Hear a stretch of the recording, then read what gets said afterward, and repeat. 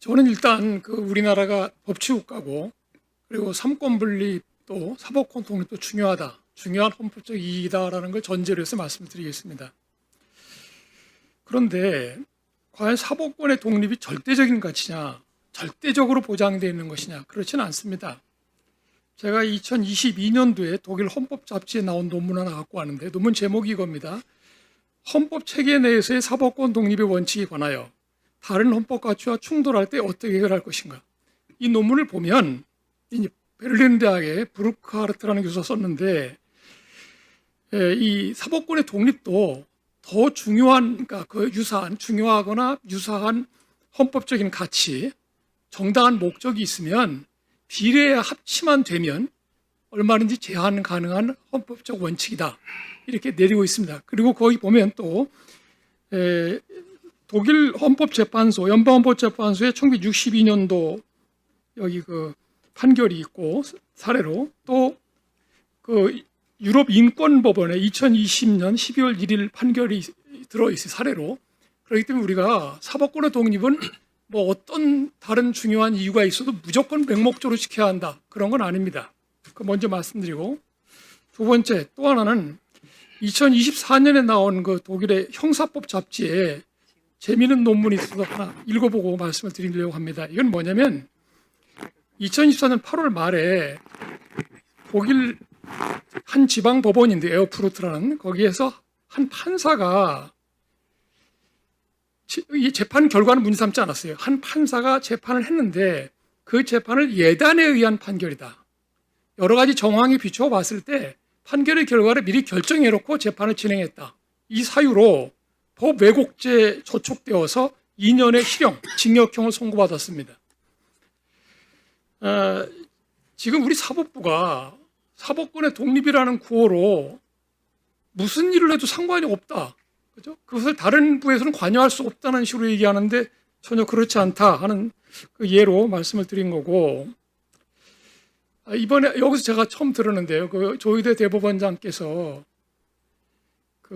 국회의 출석 요구에 관한 의견서 이런 형식을 취한 것 자체가 대단히 법률가답지 않다고 생각합니다.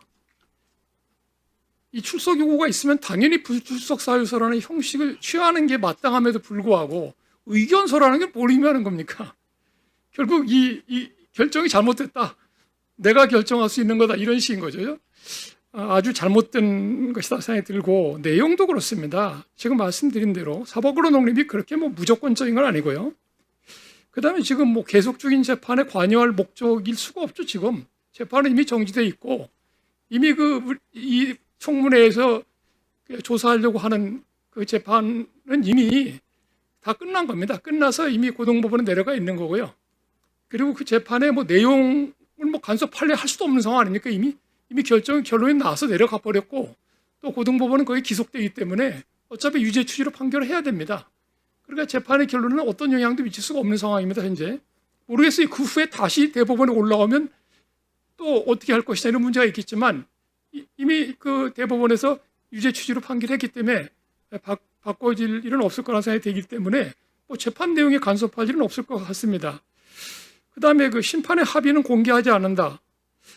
물론 이것도 대단히 중요한 내용입니다. 사법권 독립에 굉장히 중요한 내용이긴 한데 그렇다면 출석해서 진술을 거부하면 되는 겁니다. 그 부분에 관해서는 합의 내용이기 때문에 진술할 수 없다. 이러면 되는 겁니다. 근데 이게 불출석 사유까지는 될 수 없다는 생각이 들고요. 저는 이제 마지막으로 말씀드릴 거 이런 겁니다. 이 판결문 자체에 이미 다 들어 있어요. 5월 1일에 선고한 판결문 내용을 보면 아주 재미있는 걸 발견할 수 있습니다. 대법원 판결문에는 나올 거라고 예상할 수 없는 내용들이 많이 나와 있어요. 여기 반대 의견의 내용을 보면 전원 합의체의 합의의 요체가 뭔가를 막 설명하고 있습니다. 되게 이상하죠. 대법원 전원 합의체의 합의가 어떻게 이루어지고 어떻게 이루어져야 하는지를 뭐하러 씁니까? 판결문에. 그 다음에 이 반대 의견을 읽고 나서 다시 다수 의견이 보충 의견을 쓰고 있는데 왜 이렇게 신속하게 처리할 수밖에 없었는가 하고, 두 번째는 또 신속한 처리임에도 불구하고 얼마나 충실했는가를 구구절절 설명하고 있습니다. 놀라운 얘기입니다. 이건 대법원의 판결문에서 논증된 그게 전혀 아닌 거예요. 당연히 대법원의 전원 합의체 판결을 아주 신중하게, 그죠? 심사숙고해서 판결하는 거이기 때문에 이걸 놓고 다퉜다는 게 뭘 증명하냐면 대법원이 전원 합의체에서 합의를 제대로 안 했다는 거죠. 그걸 명백히 보여주는 겁니다. 그렇기 때문에 이게 정상적인 합의냐 아니냐를 놓고 다수의견과 소수의견이 분쟁이 붙은 거죠. 이게 판결서에 그냥 다 나와 있습니다. 저는 지금 만약 이때 얼마나 급하게 판결했냐면 지금 만약 우리 대법원 대법관님들한테 다시 쓰라고 그러면 이런 판결서 안 쓸 겁니다.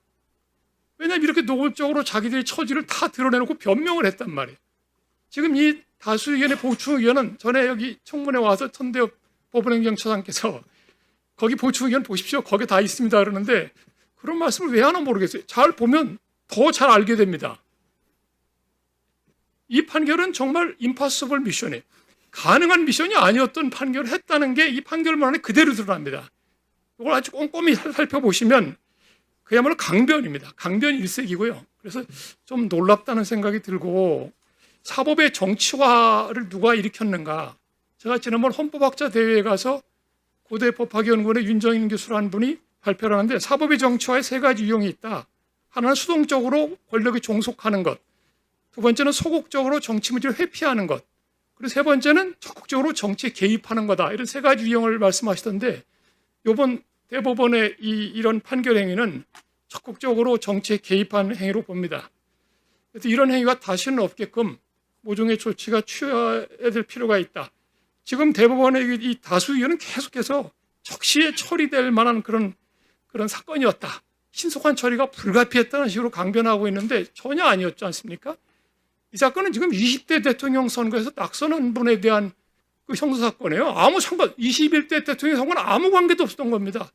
빨리 처리할 이유도 없었습니다. 여러분 다 아시다시피 대법원에서 상고사건 다룰 때 전원합의체에서는 심리불속행 기간이 4개월이기 때문에 그 4개월부터 45일 이전까지만 공동연구관이 검토 보고서를 내주면 돼요. 그럼 그 보고서를 다 이제 대법원장부터 시작해서 전 12명이 전원이 다 검토해 본 다음에 합의기를 잡는 게 정상인 겁니다. 근데 어떻게 된 게 답변서가 보세요. 상고 이유서 4월 10일 날 들어왔습니다. 답변서는 4월 21일에 들어왔어요. 어떻게 4월 22일을 합의를 한단 말이에요. 가능한 일정입니까? 그건 완전히 불가능해요. 그러니까 전혀 불가능한 일정이기 때문에 우리가 이해할 수 있는 건 그렇다면 사전에 이미 어떤 방향으로 판결을 낼 생각이 공유되고 있지 않았으면 가능한 진행이 아니란 말이에요. 이 부분에 관해서는 대법원장께서 입장을 반드시 표명을 해야 됩니다. 이걸로 마치겠습니다.